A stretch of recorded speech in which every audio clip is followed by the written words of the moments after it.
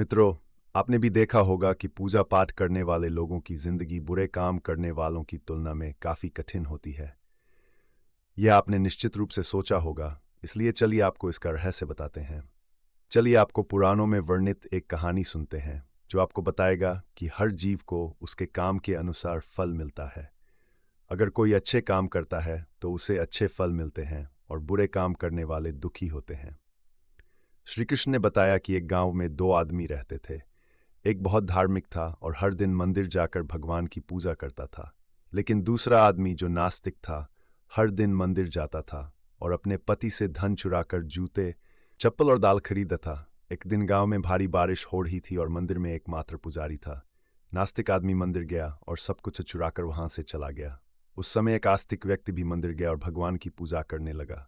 मंदिर के पुजारी ने उसे उसी समय देखा और उसे चोर समझा। वह गांव के बाकी लोगों से बचकर भागने लगा। वह वहां से कर आ गया और घायल हो गया।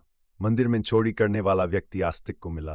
कल्पबीत ने भी करोड़ पाप कर्म से नष्ट नहीं होते। जब दोनों मर गए, आस्तिक व्यक्ति ने यमराज से पूछा कि उसके साथ ऐसा क्यों हुआ।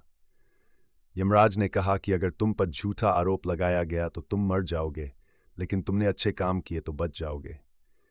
यमराज ने कहा कि उसके भाग्य में एक राजा बनना लिखा था, लेकिन उकसे ने अपने पापों के कारण वह सिर्फ एक छोटे से चोर बन गया। मित्रों, शास्त्रों में कहा गया है कि पाप कर्म के बिना भोगे गए करोड़ों का नाश नहीं होता।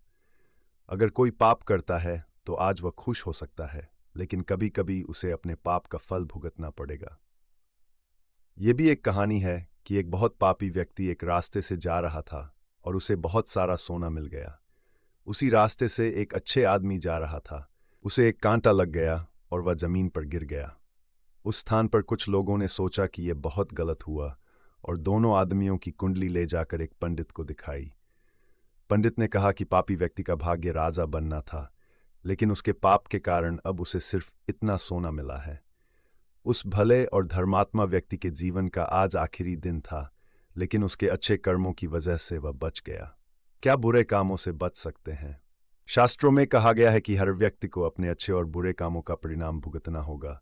नेक कामों से अच्छे फल मिलते हैं और बुरे कामों से बुरे फल मिलते हैं। हमें अच्छे और बुरे दोनों कामों का फल भुगतना होगा। भगवान श्री कृष्ण ने भगवत की गति को समझना आसान नहीं है। इसका अर्थ ही है कि यह समझना बहुत मुश्किल है कि किस जन्म में हमने क्या किया है और उसका क्या फल मिलेगा। यह संभव है कि हजारों जन्मों पहले किया होगा जिस पाप के कारण आज आपको इतना बुरा हुआ है। इसके अलावा आप शायद अनजाने में कुछ गलत किया हो जिसके बारे में आपको पता नहीं है। क्या धोखा देकर किए गए पापों का परिणाम मिलता है? कर्म का सिद्धांत सटीक नहीं है।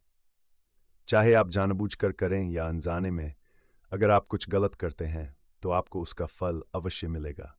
शास्त्र कहते हैं कि अगर आप अचानक आग को छुए तो आपका हाथ जलेगा ही। शास्त्रों में कई कहानियां हैं जो बताती हैं कि अनजाने में किए गए पाप का फल भी लोगों को मिला है। पांडवों के पिता महाराज पांडु की एक कहानी है कि उन्होंने एक हिरण को तीर मार दिया था। वे उस समय नहीं जानते थे कि एक ऋषि ने हिरण का रूप लिया था और उनको श्राप दे दिया था, जिसके कारण वे बाद में मर गए। सहस्त्रों के अनुसार क्षत्रिय राजाओं को शिकार करने की अनुमति थी और हिरण को मारना कोई पाप नहीं था, लेकिन पांडु को पता नहीं था कि वे एक ऋषि थे, इसलिए उन्हें इतना बुरा श्राप मिला कि वे मर गए। पाप से बचने के लिए क्या करें? श्रीमद् भगवद गीता में भगवान कहते हैं कि कर्म और उसके फलों को समझना बहुत कठिन है, लेकिन प्रत्येक व्यक्ति अपने कर्मों के फल अवश्य प्राप्त करता है। श्रीमद् भगवद गीता के अध्याय 18 में भगवान श्री कृष्ण ने कहा कि सभी धर्मों को छोड़कर मेरी शरण में आओ और मैं तुम्हें सभी पापों से मुक्त कर दूंगा। आपको धन्यवाद।